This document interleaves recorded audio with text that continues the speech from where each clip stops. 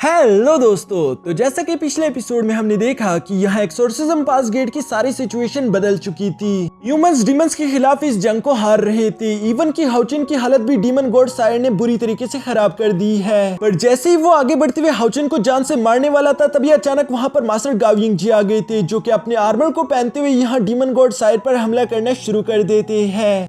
अब आगे तो नेक्स्ट एपिसोड की शुरुआत बिल्कुल उसी सीन से शुरू होती है, जहां डीमन गॉड सायर गाविंग जी के अटैक्स को डॉज करते हुए कह रहा था कि वाओ, तुम तो काफी कमाल के हो, तुमसे फाइट करने में मजा आएगा। ये कहते हुए इन दोनों के दरमियान एक जबरदस्त फाइट शुरू हो चुकी थी, जहां दोनों ही एक दूसरे पर जबरदस्त अटैक कर रहे थे। हाउचिन ये सब देख रहा था, लेकिन वो उस फॉर्मेशन में कैद हो जाने की वजह से बहुत ही ज्यादा बेबस महसूस कर रहा था। वो अभी भी खुद को आजाद नहीं करवा पाता। इवन की बाहर की तरफ हाउचिन के दोस्त भी धीरे धीरे करके डीमंस के सामने हार रहे थे। लीजिन पर पीठ पीछे हमला होने वाला था, जबकि साथ ही साथ हम देखते हैं कि बुल डीमन गॉड ने यहाँ चीफ को भी बुरी तरीके से घायल कर दिया है। मास्टर कैविलार भी ज्यादा देर तक लाइन डीमन गॉड के सामने टिकने वाले नहीं थे, क्योंकि लाइन डीमन गॉड ने उन्हें भी ओवर पावर्ड कर लिया था। ऐसा लग रहा था जैसे कि ये इस जंग का अंत है, इंसान इस जंग को हार चुके। हम देखते हैं कि मास्टर गाविंग जी को भी डीमन गॉड सायर ने हरा दिया था। डीमन गॉड सायर उन्हें गर्दन से पकड़ते हुए कहते हैं कि तुम्हारी सोल बहुत ही ज्यादा प्योर है, क्यों ना मैं तुम्हारी सोल लेकर उसे अपने लिए इस्तेमाल करूं, जिसकी वजह से मैं अपना नया हाथ बना पाऊंगा। यहाँ हाउचिन पीछे की तरफ से ये सब सुनकर डीमन गॉड सायर को रोकते हुए कहता है कि रुक जाओ, उससे दूर हटो, अगर तुमने उसे मारा तो ये अच्छा नहीं होगा। जिस पर डीमन गॉड सायर हंसते हुए कहता है कि तुम फिक्र मत करो, इसे मारने के बाद मैं तुम्हारे पास भी आ रहा हूँ, जल्द ही तुम्हारी बारी भी आएगी। हाउचिन को ये सब सुनकर काफी ज्यादा गुस्सा आ रहा था। तभी अचानक हम देखते हैं कि हाउचिन के स्टोरेज रिंग से यहाँ पर लिटिल फेरी निकलकर बाहर आ गई थी, जो कि हाउचिन को तकलीफ में देखकर बहुत ही ज्यादा परेशान हो जाती है। लिटिल फेरी ने यहाँ पर डिसाइड कर लिया था कि अब चाहे कुछ भी हो जाए, वो हाउचिन के साथ खुद को कनेक्ट करके ही रहेगी। जिसके बाद हम देखते हैं कि उसने जोर लगाते हुए उस डीमन केज को तोड़ दिया था। साथ ही वो तेजी के साथ आगे बढ़ते हुए हाउचिन के एक ब्लड ड्रॉप को पकड़ लेती है। जिसके बाद हम देखते हैं कि लिटिल फेरी ने यहाँ पर अपनी पावर्स को हाउचिन की बॉडी में ट्रांसफर करना शुरू कर दिया था, जिसकी वजह से हाउचिन के आसपास लाइट एनर्जी का एक बहुत बड़ा टोर्नेडो क्रिएट हो जाता है। ये देखकर डीमन गॉड सायर हैरान होते हुए कह रहा था कि आखिर ये क्या हो रहा है, ये मुझे बिल्कुल भी ठीक नहीं लग रहा, मुझे जल्द से जल्द इस लड़के को रोकना होगा। ये कहते हुए वो गाविंग जी को नीचे गिराकर अभी हाउचिन की तरफ बढ़ने ही वाला था, लेकिन तभी मास्टर गाविंग जी यहाँ पर डीमन गॉड सायर के आसपास एक शील्ड क्रिएट कर देते हैं। साथ ही साथ वो कह रही थी कि मैं तुम्हें उस तक जाने नहीं दूंगा।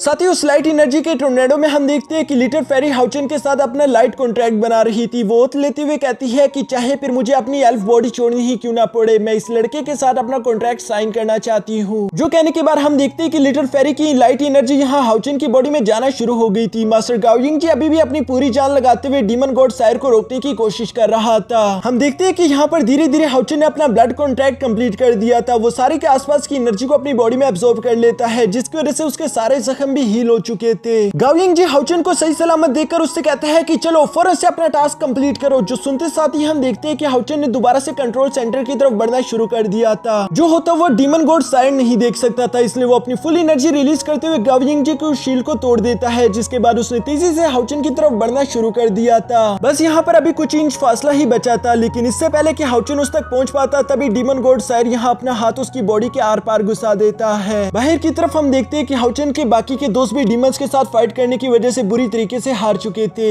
इवन हानियो अपनी गोद में चीफ को लेकर बैठा हुआ था, क्योंकि उनकी मौत हो चुकी थी। हानियो इस दर्द को बर्दाश्त नहीं कर पा रहा था। इसके बाद सीन शिफ्ट होकर दोबारा से हाउचिन पर आ जाता है, जहां हमें देखने को मिलता है कि डीमन गॉड का सायर हाउचिन नहीं बल्कि गाविंग जी की बॉडी में घुस चुका था, क्योंकि गाविंग जी लास्ट मोमेंट पर यहाँ हाउचिन को बचाने के लिए उसके सामने आ चुका है। साथ ही साथ हम देखते हैं कि गाविंग जी यहाँ पर हाउचिन को पुश करते हुए कमांड सेंटर की तरफ भेज देता है, जिसकी वजह से हाउचिन ने कमांड सेंटर को एक्टिवेट कर दिया था। यहाँ कमांड सेंटर के एक्टिवेट होते साथ ही हम देखते हैं कि उसके अंदर से एक बहुत बड़ी लाइट बीम निकलकर आसमान में चली गई थी, जिसे लोग दूर दूर से देख पा रहे थे। जबकि डीमन गॉड सायर वहां पर एक एनर्जी को महसूस करता है, जिसे वो महसूस करने के बाद कहता है कि ऐसा नहीं हो सकता, क्या मैं जो सोच रहा हूँ ये वही है। वो भी यहाँ पर ये सब कह ही रहा था। तभी अचानक हम देखते हैं कि उस कमांड सेंटर के अंदर से एक थ्रोन ऑफ सील निकलकर बाहर आ गया था, जिस थ्रोन ऑफ सील का नाम है protection and mercy. Demon god sire अपनी आंखें फाड़ फाड़ कर उसी थ्रोन ऑफ सील की तरफ देख रहा था, जिसे देखते हुए कहता है कि मुझे यकीन नहीं आता, इस लड़के ने थ्रोन ऑफ सील के प्रोजेक्शन को यहाँ पर समन कर लिया। ये हमारे लिए बिल्कुल भी अच्छा नहीं हुआ। हुआ, जबकि दूसरी तरफ हम देखते हैं कि हाउचेन धीरे धीरे करके उन सीढ़ियों पर चढ़ते हुए सीरा थ्रोन की तरफ ही जा रहा था। हाउचेन यहाँ पर बहुत ही ज्यादा कूल तरीके से सीधा जाकर उस थ्रोन पर बैठ जाता है, जबकि साथ ही साथ उस थ्रोन के ऊपर हमें ग्रेट एल्डर की शैडो दिखाई जाती है। यानी कि असल में ये सील डिवाइन थ्रोन हाउचेन का नहीं बल्कि ग्रेट एल्डर का है, जो कि फिलहाल हाउचेन यूज कर रहा है। हाउचेन भी इस बात को अच्छे से जानता था, इसलिए वो अपने हाथ का इस्तेमाल करके उस थ्रोन ऑफ सील की पावर्स को एक्टिवेट कर देता है, जिसकी वजह से आसमान से काफी ज्यादा रोशनी यहाँ जमीन पर आ गई थी। वो सारी की सारी रोशनी यहाँ ह्यूमन सोल्जर्स को कवर कर लेती है, जिसकी वजह से उनकी बॉडी को डिस्ट्रॉय नहीं किया जा सकता। यानी कि अब वो लोग पहले से ज्यादा ताकतवर हो चुके हैं, जो जानकर तो वो सोल्जर भी काफी ज्यादा खुश हो गए थे और अब उन लोगों को जीत की एक उम्मीद दिख गई थी। इसीलिए वो लोग पूरे जोश के साथ आगे बढ़ते हुए डीमंस पर हमला करना शुरू कर देते हैं। इवन कि हम यहाँ पर हाउचेन के दोस्तों को भी बारी बारी करके देख पा रहे थे, जो सब भी लाइट एनर्जी के मिल जाने की वजह से खुद को रिकवर कर पाए थे, और अब वो लोग भी डीमंस का मुकाबला करने के लिए एक बार फिर से तैयार होकर खड़े हो जाते हैं। डीमन गॉड साइड तो अपनी आंखों पर यकीन नहीं कर पा रहा था। वो कहता है कि ये बिल्कुल भी पॉसिबल नहीं, आखिर तुम इतनी कम उम्र में ऐसा कैसे कर सकते हो। हाउचेन का एटीट्यूड तो यहाँ पर पूरी तरीके से बदल चुका था। ऐसा लग रहा था जैसे कि ग्रेट एल्डर ही हाउचेन की बॉडी को कंट्रोल कर रहे हैं। हाउचेन यहाँ पर एक बार फिर से अपना हाथ उठाते हुए कहता है कि सब लोग झुक जाओ। जो कहते साथ ही हम देखते हैं कि आसपास के डीमंस पर एक ग्रेविटेशनल फील्ड एक्टिव हो चुकी थी, जिसकी वजह से वो सब लोग इस जमीन पर चिपक जाते हैं।